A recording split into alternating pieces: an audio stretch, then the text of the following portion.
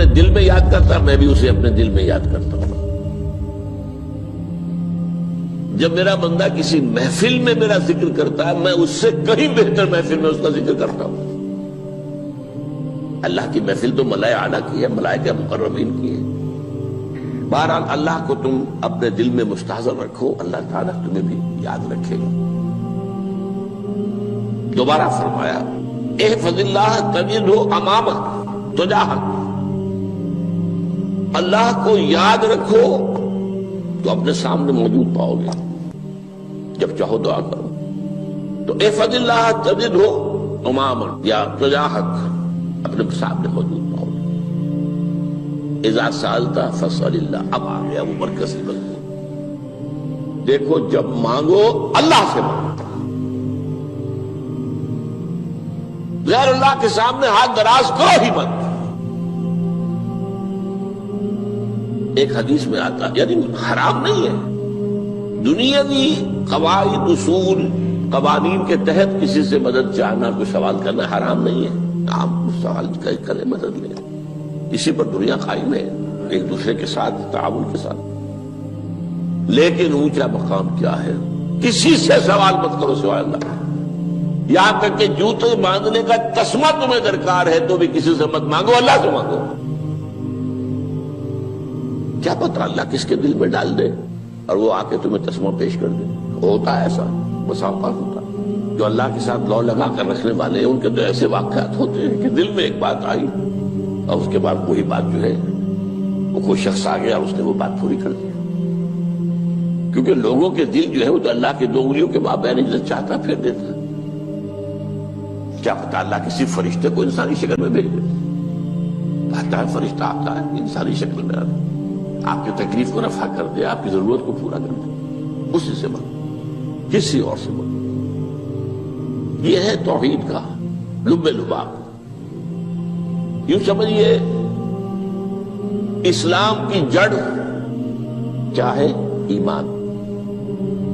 اسلام کا جو خارجی نظام عمل ہے، انفرادی اعمال ہو اجتماعی ہو، ان سب کی روح رواں کیا ہے؟ ایمان۔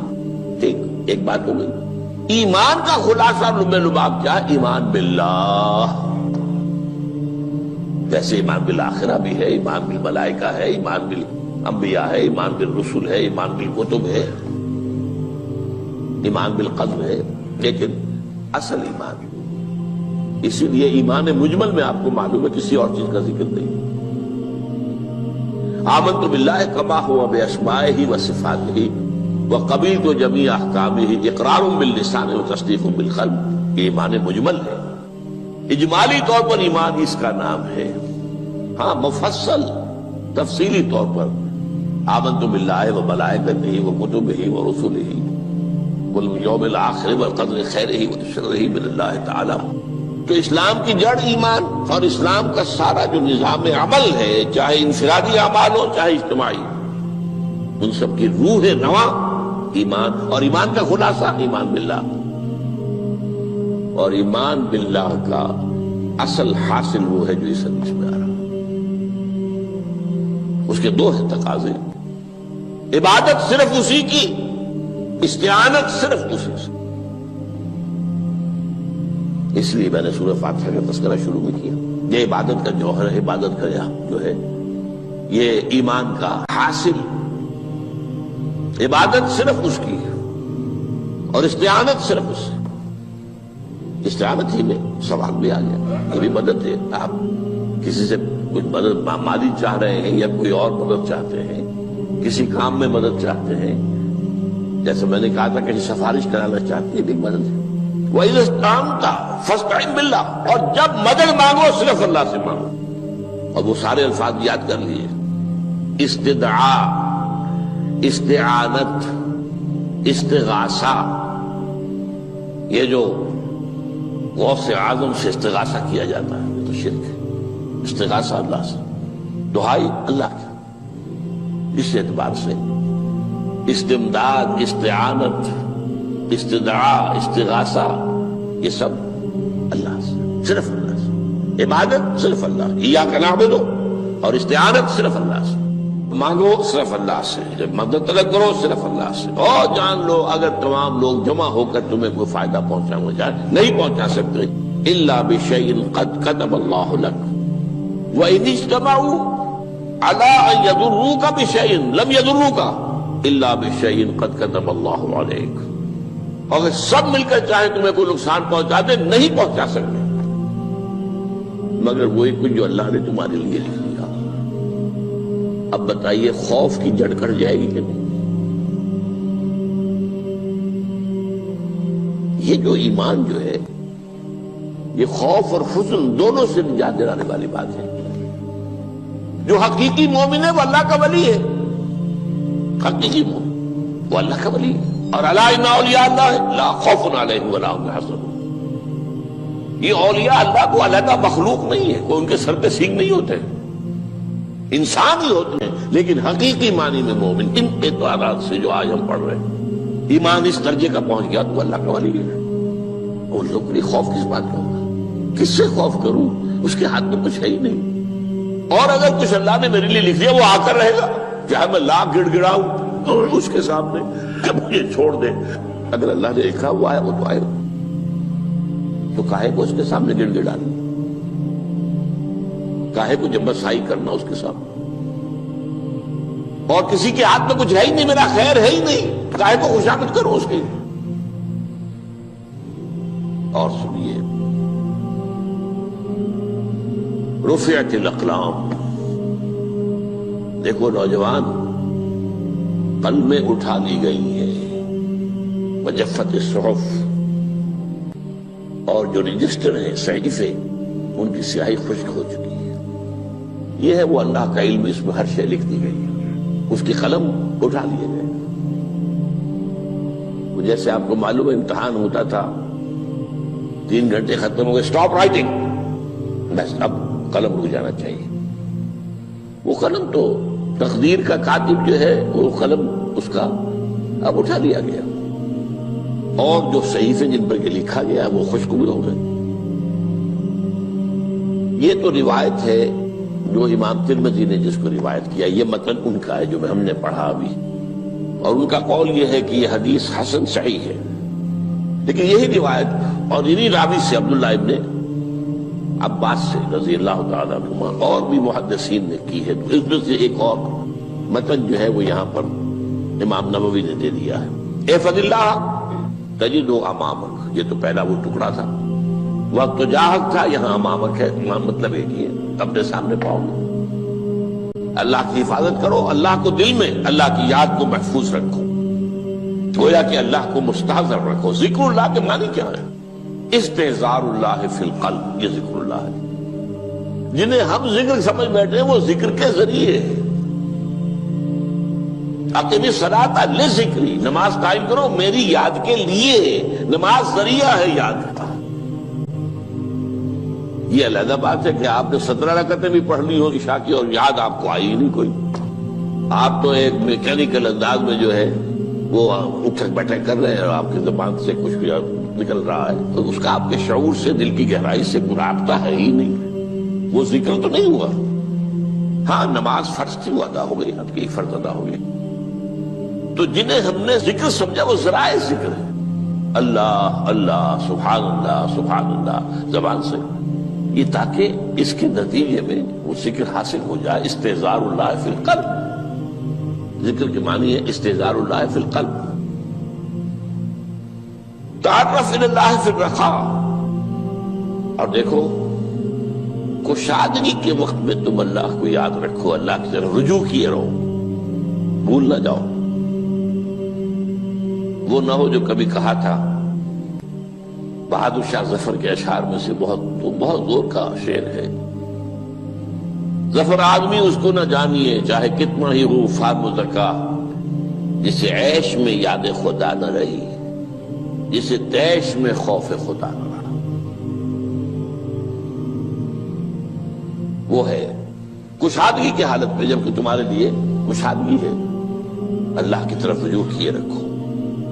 یعرف کا فی الشدہ، تو اللہ اپنی توجہ تم پر رکھے گا شدت کے وقت میں، جب تمہیں کوئی تکلیف ہے اس تکلیف کو تم پر آسان کر دے گا۔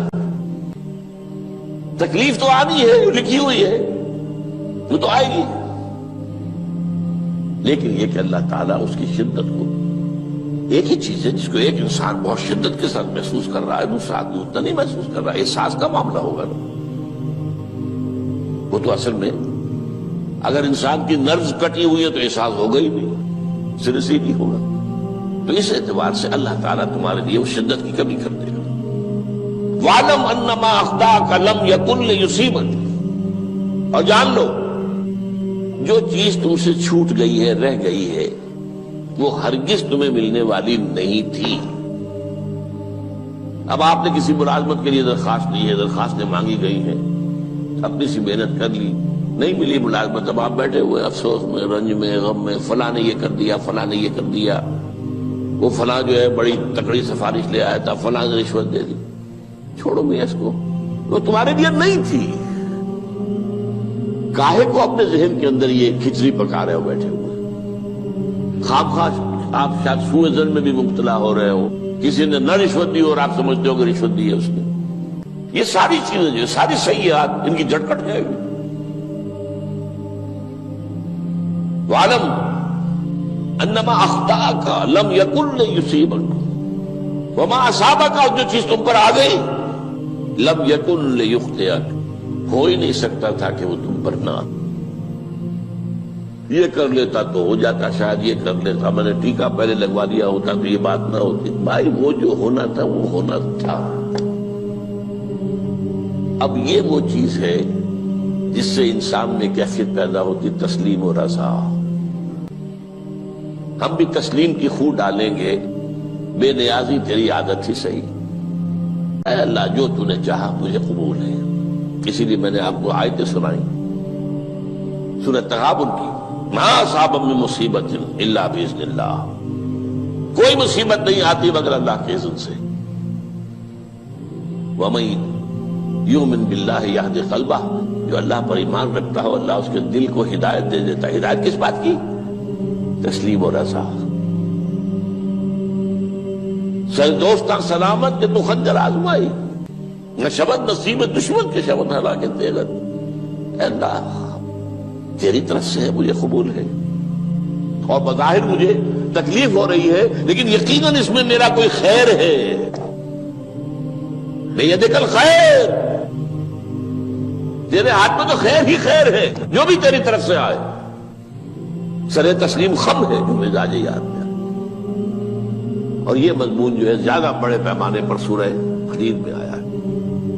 ما اصاب من مصیبت فی الارض ولا فی انفسکم الا فی کتاب من قبل ان نبرأھا، کوئی مصیبت نہیں آتی نہ تمہاری جانوں میں نہ زمین میں زلزلہ آ جانا، سیلاب آ جانا، کچھ اور زمین کا دھنس جانا، یا یہ ہے کہ تمہاری جانوں میں کوئی بخار ہو گیا، کوئی اور تکلیف ہو گئی، اچانک معلوم ہوا کہ انسان جو کینسر ہے، اور کینسر بھی اب 3rd سٹیج کو پہنچ چکا ہے، لیکن جو بھی آیا ہے وہ اللہ کے علم کی کتاب میں پہلے سے لکھا ہوا ہے۔ فی کتاب من قبل ان نبرأھا، یہ کتاب میں درج ہے اس سے پہلے کہ ہم اسے ظاہر کریں۔